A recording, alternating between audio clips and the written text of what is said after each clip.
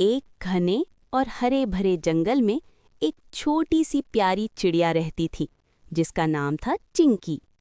चिंकी बहुत ही सुंदर और मासूम थी, लेकिन उसके दिल में एक छोटी सी उदासी छिपी थी।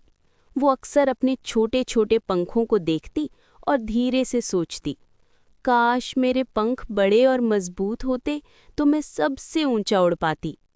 एक दिन उदास मन से चिंकी जंगल में घूम रही थी। तभी अचानक उसकी नज़र एक चमकते हुए पेड़ पर पड़ी। वो पेड़ बिल्कुल अलग था। उसकी पत्तियां सुनहरी थीं और उससे हल्की हल्की जादुई रोशनी निकल रही थी। चिंकी ने हैरानी से पूछा, आप कौन हैं? पेड़ मुस्कुराया और बोला, मैं जादुई पेड़ हूँ। मैं तुम्हारी एक इच्छा पूरी कर सकता हूँ। ये सुनकर चिंकी बहुत खुश हो गई और तुरंत बोली, मुझे बड़े और ताकतवर पंख चाहिए।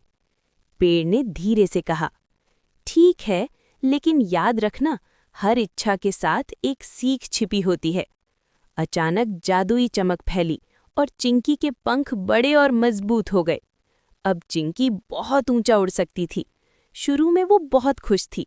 वो आसमान में ऊंचा उड़ती, बादलों को छूती और सबको दिखाती कि वो कितनी ताकतवर है।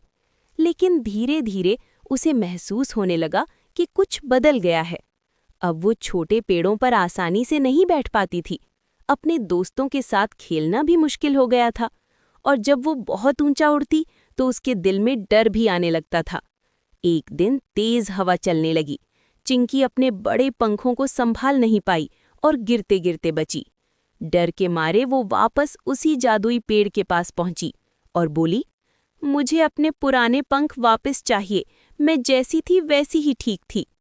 पेड़ मुस्कुराया और बोला, अब तुम समझ गई हो कि असली खुशी अपने आप को स्वीकार करने में है। इतना कहते ही चिंकी के पंख फिर से छोटे और हल्के हो गए। इस बार चिंकी सच में खुश थी।